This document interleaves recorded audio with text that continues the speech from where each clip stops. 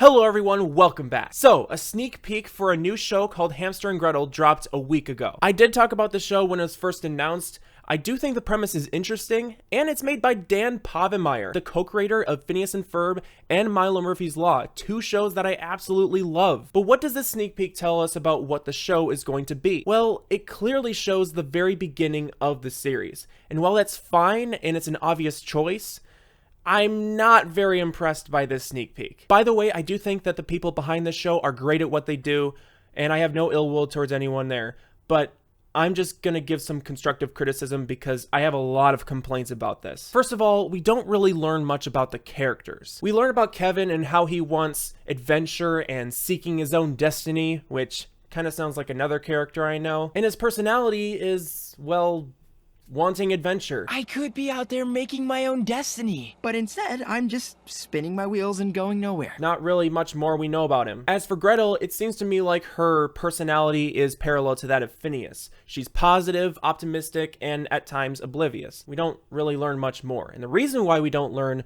much about these characters is because we spend 1 minute learning about what the characters are like, and then immediately after, a UFO shows up and gives them their superpowers. There is absolutely no breathing room. They get straight to giving them the superpowers without any character exposition, nothing like that. Also, I should mention, there are literal aliens right above them. Why are they acting so nonchalant about this? I mean, if I were to see a UFO right above me, I would be terrified and I would hide in the minivan. But now, let's look at the animation, and most of my complaints are about the animation, so keep that in mind. The animation looks really stiff and lifeless. If you want to know more about why the animation looks so stiff and lifeless, you can check out the Second Dimensions video about the sneak peek in the description, because he knows more about animation than I do, but here's my 2 cents on why it looks so bad. First, there is barely any animation in any of the shots. Like this, for example. Chosen to be heroes, we will now bestow upon you powers unimaginable! This shot lasts for 6 seconds, and the only animation happening, if you can even call it animation, is the UFO moving slightly from left to right and up and down. Kevin and Gretel do not move at all. The foreground is completely without motion. And what's worse is this shot happens 3 times with no variation between them. It is so visually uninteresting. Character animations and poses are also very stiff, almost as if it's animated by the same studio that animated the first part of Candace Against the Universe. Great! We don't know if it is, but I wouldn't be surprised if it was. I also have just a few gripes with the character designs. First of all, the design of the hamster is great. He's cute and simple. His superhero suit is also adorable. When it comes to Kevin and Gretel, though, well, let's start with Kevin first. There's nothing bad about his design. It's fine, I guess. It's serviceable, but it just looks real generic. People have talked about the designs of the main characters in Milo Murphy's Law to be generic, but I just don't see it. The design of Milo is very distinct. The quiff, the sweater vest, the backpack, it's very distinct. But with Kevin, what's so unique about his design? He is wearing pretty basic clothes and shoes. None of it stands out in any way. And the only thing that's kind of unique about his design is his hair, and even then, it's just okay. Kevin legitimately looks like a background character from Milo Murphy's Law. Not great. Now, Gretel's design is okay.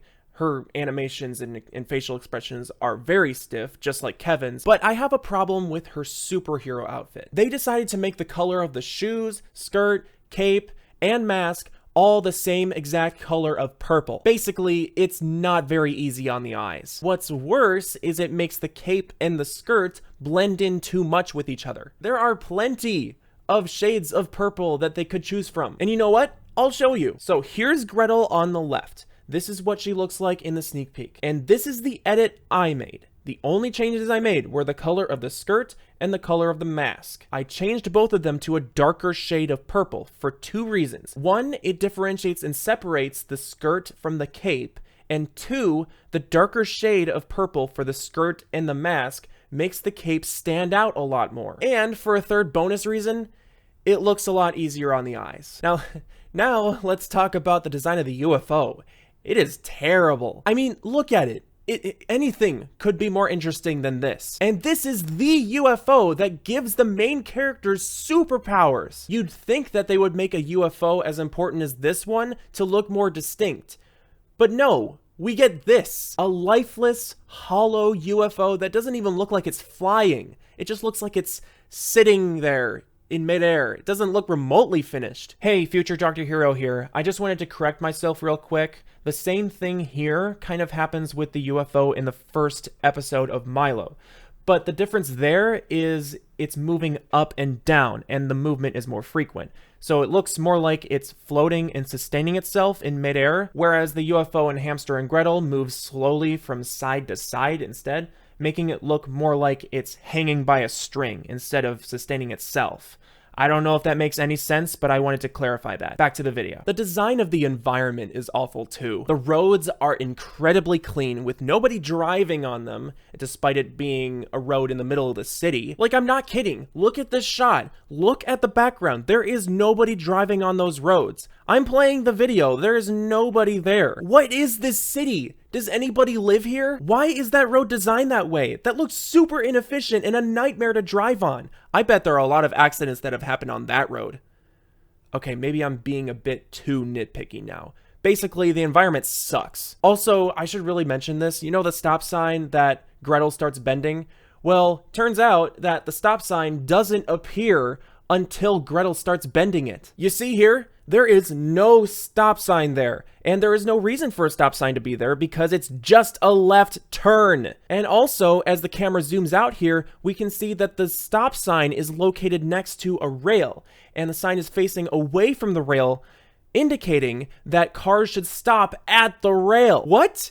Why is the stop sign there? What is it stopping people from doing? Driving straight into the rail? The only reason why I'm making this critique is because the stop sign is the central part of the scene. It showcases Gretel's super strength and Kevin's lack of super strength. Maybe you're not using your muscles or something. I'm using my muscles! Is it really that much to ask for the central part of the scene to also make sense to be there in the first place? Okay, that's enough with stop signs. Let's go back to when they're driving. Look at these three buildings.